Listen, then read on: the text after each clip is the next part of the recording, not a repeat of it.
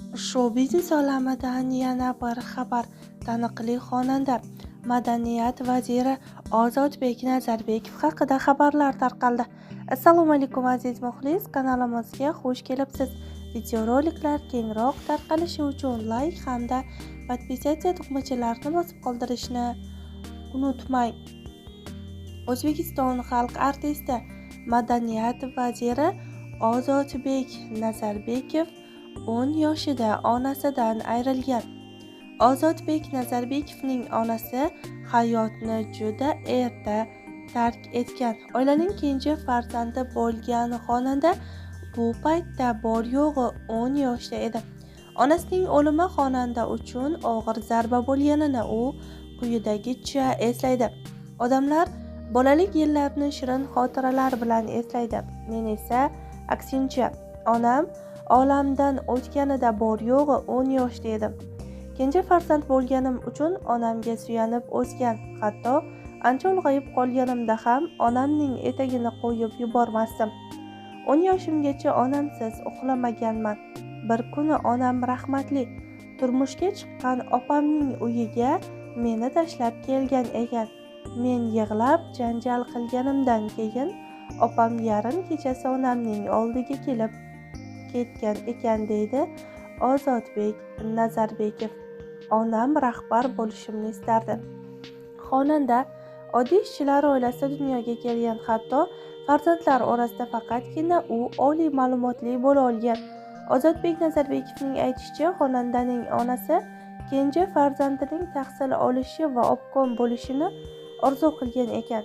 Onamning bir gaplari hech ham esimdan chiqmaydi. Bolalik xotiralarni eslayman. Bizning paytimizda viloyat hokimi obkom deyilardi. Oyim ham meni erkalab obkom bo'lam derdi. Niyatlari xolis ekani vaqt o'tsa ham shu gaplarini eslayman. Vazir bo'lgan kunim ham kabinetda o'tirib shu narsani esladim. Qayerga borsam ham onamning suratini yonimda olib yuraman. Shu rasm men televideniyada ishlab yurgan paytim o'sha yerda turgan edi. Keyin u yerdan narsalarimni yig'ishtirib kabinetga olib bordim.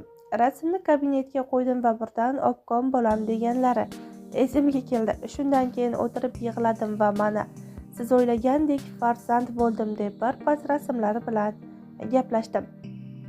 Onamning orzusi duo bo'lgan ekan, bo'lmasa bizning oilamizda vaziyat og'ir bo'lgani uchun akalarim, opalarim o'rta maxsus ta'limda qolib ketishdi. Oliy ma'lumotli bo'lisha olmadi. Vazirlikka ishga kelganimning birinchi kuni onam bilan 10 daqiqa gaplashdim. Shuncha duo qilib shu kunlarni ko'rmadingiz dedim. Shu kunlar bolaligimda bo'lgani uchun menda faqat o'ksik xotiralar qolgan. Bilmadim, lekin quvonchli voqealarni eslay olmayman. Balki ungacha quvonchli voqealar bo'lgandir, biroq bu qayg'uli kunlar barchasini yuvib tashladi. Onamning tirikligida quvonch, kayfiyat bor edi, deydi Ozodbek Nazarbekov. Uchuvchi bo'lishni orzu qilganman. Ozodbek Nazarbekov bolalikda bir nechta hunarlarni o'rganishga harakat qilgan. 15 yoshni qarshilagunga qadar u san'atkor bo'lish haqida jiddiy ahd qilmagan. Oilamizda san'atkor bo'lmagani uchun otam meni turli sohalarga yo'naltirgan. Shahrixondagi Kosiblar mahallasidan tortib tandir, o'choqchi, pichoqchilarning ustaxonalarigacha borib ularga shogird tushganman. Ish qilayotganda shunchaki qo'shiqlarni kuylardim, ammo bu sohaning etagini tutish niyatim jiddiy emasdi. Barcha bolalar singari men ham uchuvchi bo'lishni orzu qilganman. Undan keyin u aktyorlikka qiziqqanman. Oilamizda 7 farzand edik, yaxshi eslayman. Musiqa maktabimizga 12 so'm badal puli to'lash kerak edi. O'shani to'lash ham oilamizga og'irlik qilardi. Rubob olish katta orzum bo'lgan. Akmaljon degan sinfdoshim bo'lgan. U o'sha musiqa maktabiga borardi. Akmaljonning musiqa maktabida darsi bo'lgan kuni maktabga rubobini ko'tarib kelardi. U rubobini olib kelgan kun men uchun bayram edi. Meni musiqa maktabining sinfiga kiritishmas edi. Kalitning tirqishiga qulog'imni qo'yib, berilgan darslarni yodlab olib, yodlagan kuylarim esimdan chiqib qolmasligi uchun maktab koridorida u yoqdan bu yoqqa g'ing'illab takrorlab o'tirardim. Sinfdoshim darsdan chiqishi bilan rubobini olib xotiramdagi kuyni rubobda chalib ko'rib qo'limga ko'chirardim. Darsdan so'ng uyga qaytardim. Uyga qaytgach, mahallamizdagi boshqa bir bolaning rubobini olib, unda shug'ullanib, darslarni o'zlashtirardim. Hatto oxirgi vaqtlar shunday bo'ldiki, musiqa maktabidagi Sobirjon aka degan ustozimiz maktabga pul to'lolmaganimga ham ko'z yumib kirib, oxirgi partada bo'lsa ham o'tiraver dedilar. O'sha vaqtda shunaqa baxtli edimki, men uni byurokratiyasi bilan nima ishim bor? Men o'qiyapman, menga shu kerak edi. Shanba va yakshanba kuni ustozning uylariga borardim. U kunlarni kutib yashardim, chunki ustozimning uylarida barcha musiqa asboblari bo'lardi. Ustozlarimiz behikmat insonlar bo'lishmagan. Avval bir ish berardilar, o'sha ishni bajarganimizdan keyin 2 soat soz chalishga ruxsat berganlar. O'sha kuni mendan baxtli inson bo'lmagan, deydi xonanda. Muhriddin Xoliqovga havas qilganman. Ozodbek Nazarbekov san'atkor bo'lib shakllanishda Muhriddin Xoliqovning o'rni beqiyos bo'lgani haqida so'zlab bergan. Muhriddin Xoliqovga havasim juda yuqori bo'lgan, hattoki ularning ovoziga taqlid ham qilar edim. O'sha paytda Botir Zokirov xotirasiga bag'ishlangan tanlov e'lon qilingan. Tanlovning birinchi turida qatnashib g'olib bo'lganman. Shunda fevral oylari edi. Keyingi tur yana 2 oydan keyin boshlanardi. Bizga ketaveringlar, keyingi turga kelasizlar deyishgan. Shu vaqtda men Muhriddin Xoliqovni topib tanishib ketmasam bo'lmaydi deganman, chunki tanlovda ustozning qo'shig'ini aytib ishtirok etgandim, deydi xonanda. Ustozning o'yini bir hafta izlaganman. Ozodbek Nazarbekov tanish-bilishlarsiz ko'tarilgan ijodkor hisoblanadi. Uning Muhriddin Xoliqov bilan tanishuvi ham juda qiziq kechgan. Shahrixonlik Ma'ruf aka degan tanishim bor edi. U kishi konservatoriyada o'qir va to'ylarda g'ijjat chalardi. Uning yonida yurib, to'ylarga chiqib yurgan paytlarim edi. U kishiga Muhriddin Xoliqov bilan uchrashish niyatim borligini aytdim.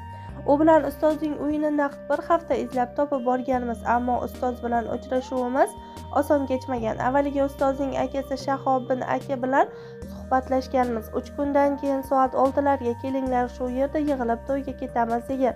Shahobiddin akaga ustozning qo'shiqlarini ijro etgan kassetamni berib, 3 kun o'tishini intizor bo'lib kutganman. 3 kundan keyin kelsam, uy oldida bagajlari ochilgan va magnitofoni baland qilib qo'yilgan mashina turibdi. Eng qizig'i, unda mening ijromdagi qo'shiqlar yangrayotganini eshitib g'alati bo'lib ketganman. Mehni Muhriddin akaga tanishtirgach, qo'shiqlarni qayta eshitib ko'rdi. Jamoa bilan birga ishlaysanmi? Agar uyingdagilar rozi bo'lishsa, to'y xizmatlariga o'zim bilan birga olib boraman degan. Quvonganimdan uyga borib otamning duosini olganman va Muhriddin aka bilan vohadagi xizmatlarga ketganman, deydi xonanda. Ustoz an'anasini davom ettirgan shogird. Muhriddin Xoliqov shogirdlarni har tomonlama qo'llab-quvvatlaydigan ijodkor edi. U Ozodbek Nazarbekovga ham uyidan joy berdi. Toshkentga kelib Muhriddin akaning hovlisiga joylashganman. Bu yerda doim 3-4 ta shogirdlar bo'lar. Ustoz nimani yesa shogirdlariga ham shuni ilinardi, deydi Ozodbek Nazarbekov. Keyinchalik bu odatni Ozodbek Nazarbekov ham davom ettirdi. Azizbek Bekturdiyev, Alisher Fayz va Bahrom Nazarov ustozlarning uyida yashab, san'at sirlarini o'rganishgani, Ozodbek Nazarbekov ularga nafaqat saboq bergani va ish bilan ham ta'minlaganini ko'plab intervyularda aytib o'tishgan. Ozodbek Nazarbekov 1994-yilda ijodini boshlagan, ammo qandaydir sabablarga ko'ra u tengdoshlariga nisbatan ancha kech tahsil olgan, ya'ni 29 yoshda talabalikka qabul qilinib 2007-yili tamomlagan. U 2003-yili yaratilgan Oydan kechalar qo'shig'i bilan mashhurlikka erishgan. Xonanda eng ommabop va uzoq kunlik konsert berish borasida rekord natijani qayd etgan, ya'ni 2005-yildan to 2016-yilga qadar xonanda har yili oylab Katta saroyda konsert dasturlarini namoyish etgan. Rahbar lavozimlariga tayinlanganidan so'ng ijodida katta uzilish ro'y bergan, ya'ni u 2017-yili Yoshlar kanaliga rahbar etib tayinlangan. 1 yildan so'ng esa uni madaniyat vaziri o'rinbosari etib tayinlashdi. 2 yildan so'ng esa vazir lavozimiga tayinlanib, bor e'tiborini madaniyat sohasini rivojlantirishga qaratdi. Xonanda bilan bog'liq qiziqarli faktlar ko'p. Masalan, u o'zbek san'atkorlari orasida 12 ta shevada mustaqil so'zlay olishi bilan ham ajralib turadi. Shevalarda gaplashish unga hech qanday qiyinchilik tug'dirmaydi. Vazirlik afzalmi yoki ijod? 2020-yildan buyon deyarli ijod qilmayotgan Ozodbek Nazarbekov intervyularning birida rahbar bo'lishdan ko'ra ijod qilish zavqliroq ekanligini aytib o'tgan. Albatta, xonanda bo'lib erkin ijod qilishning qulayligi yuqori. Bugungi kunda davlat idoralari xalq manfaatiga xizmat qilayotgan paytda vazir bo'lish yanada mas'uliyatli hisoblanadi.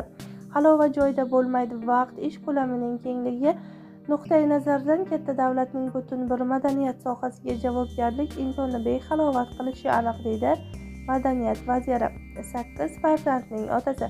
Ozodbek Nazarbekov ko'p farzandli ota. Uning 8 nafar farzandi bor. San'atkor oilasi haqidagi ma'lumotlarni oshkor qilishni istamaydi. Shukurulloh domla bilan quda bo'lgan. Bu yil xonanda ijtimoiy tarmoqlardagi chiqishlari bilan mashhurlikka erishgan Shukurulloh domla Egamberdiyev bilan quda bo'lganligi haqidagi xabarlar ko'plab shov-shuvlarga sabab bo'ldi. Jafar va Marziyaxonning nikoh oqshomi chinakamiga milliy shouga aylandi. Ular to'yxonaga ot aravada milliy ohanglar sadosi ostida kirib kelishdi, deyiladi xabarda. Eslatib o'tamiz, bu intervyuni xonanda 2023-yilda bergan.